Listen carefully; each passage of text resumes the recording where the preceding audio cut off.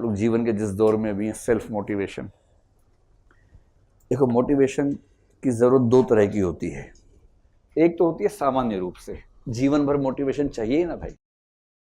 आपको जीवन भर लगता रहेगा कि बस ये हो जाए तो मेरी चिंताएं दूर हों, बस एक गाय आ जाए घर में तो चिंताएं दूर हों। ऐसा किसी किसी को लगता है ना।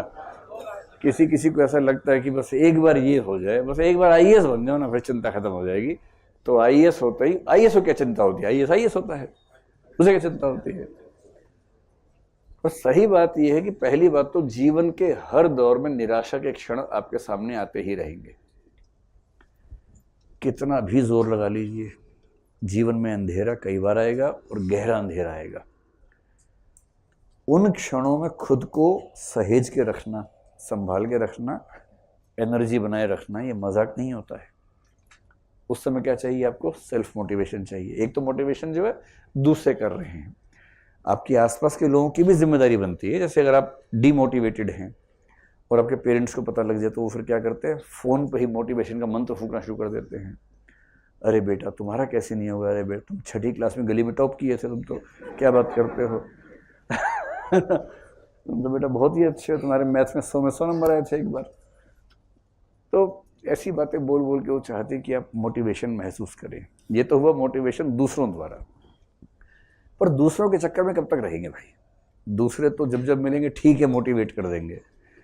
और इस दुनिया में बेसिकली केवल 2-3 लोग, आपके माता पिता और शायद भाई बहन, उनके अलावा कोई आपको मोटिवेट बहुत प्यार से करेगा नहीं। क्योंकि बाकी सब आपको मोटिवेट करते हुए मनी मन कामना करते हैं कि ज़्यादा सफल नहीं हो तो ठीक रहेगा।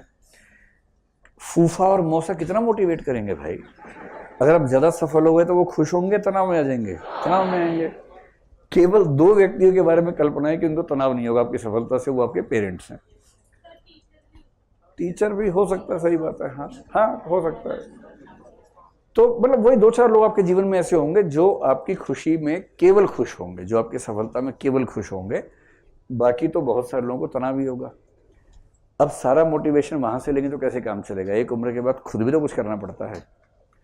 तो सेल्फ मोटिवेशन एक तो निराशा के क्षणों में, और दूसरा सही बोला सर आपने, निरंतर जीवन भर। सही। क्योंकि जीवन में हाँ बिल्कुल सही, केवल चुनौतियों का चेहरा बदलता है, चुनौतियां कभी कम नहीं होती। Self motivation is very important. IAS बनेंगे उसके बाद चुनौतियां अलग किस्म की होंगी। हाँ सर।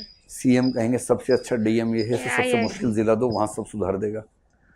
एक मुश्किल जिला सुधारते सुधारते आप लहूलुहान हो गए हैं, तब तक दूसरा मुश्किल जिला आपके सामने तैयार खड़ा हुआ है। आप कह रहे हैं सीएम साहब थक गया हूँ, सीएम कह रहे नहीं तुम थक नहीं सकते हो, जिले को जरूरत है, राज्य को जरूरत है, संभालो ये वाला जिला संभालो। तनाव होता है। और पता लगा वहाँ के कई नेता हैं, सीएम के नज़दीकी हैं, वही अपराध कर रहे हैं, आप उनको गिरफ्तार करेंगे तो दिक्कत है, नहीं करेंगे तो दिक्कत है, 1000 तनाव आएंगे वहाँ पर भी। उन सारी परिस्थिति में खुद को मोटिवेटेड कैसे रखें? एक तो तनाव की स्थितियों में, और एक सामान्य रूप से। भाई सामान्यतः भी जो मोटिवेटेड है उसका जीवन बेहतर है, जो डिमोटिवेटेड है उसका जीवन कमजोर है। कैसे मोटिवेट करें? इसके लिए कई तरीके बताते हैं, गोलमैन भी बताते हैं, बाकी लोग बताते हैं।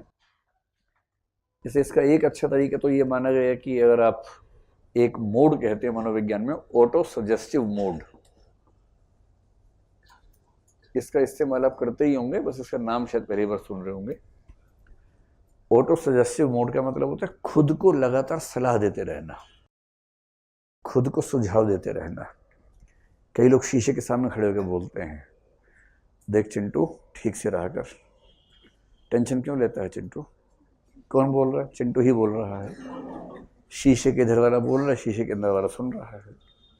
अरे चिंटू तेरे से अच्छा कोई नहीं है, तू सबसे अच्छा है, तो ठीक से कितनी बढ़िया आंसर राइटिंग करता है, डर मत, एक टेस्ट में नंबर है तो क्या हो गया, कल फिर से अच्छा आंसर लिख चिंटू और फिर सब ठीक होगा। ये ऑटो सजेस्टिव मोड है। कुछ लोग क्या करते हैं, लिख लिख के, जैसे कागज पेन लेके बैठ गए, और पेपर पेन वाला जो स्टाइल होता है बड़ा अच्छा माना जाता है, कागज पेन है जिस कॉपी में लिखते हैं फिर लास्ट पेज निकाल लेते हैं। किसी के व्यक्तित्व को देखना हो ना, कॉपी के लास्ट पेज देखिए, बस फटा हुआ ना हो। मतलब मेरी तो रुचि इसमें रहती है, मुझे किसी कॉपी मिल जाए मैं सबसे पहले आखिरी पेज देखना पसंद करता हूँ। असली ज्ञान तो वहीं लिखा होता है आखिरी पेज पे, है ना, उस बच्चे की कि उस व्यक्ति के मन में क्या क्या आता है ना, असली बात तो वहाँ लिखी होती है। तो कई तरह की बातें, निराशा की बातें, आशा की बातें, कुछ कॉन्फिडेंस वाली, कुछ अच्छी कोटेशंस, वो सब वहाँ मिल जाती हैं आपको। तो आप समझ सकते हैं कि इसके मन में क्या क्या उधेड़-बुन आमतौर पर चलती है। तो लिखना, फिर अच्छे लोगों के बीच में रहना, अपने आप से बातें करना। आप लोग कितना करते हैं मुझे नहीं पता, लेकिन अगर आप दिन में आधा घंटा खुद को देते हो कम से कम, कि आधा घंटा कोई नहीं चाहिए, अकेले टहल रहे हैं और खुद से बात कर रहे हैं। मैंने कई लोगों को देखा जो खुद से आधा घंटा बात करके इतना मोटिवेटेड हो जाते हैं कि उनको किसी और की सलाह की बहुत ज़रूरत उसके बाद नहीं बचती है। ये सब उपाय जो व्यक्ति बेहतर कर लेगा उसको हम बोलेंगे कि उसका सेल्फ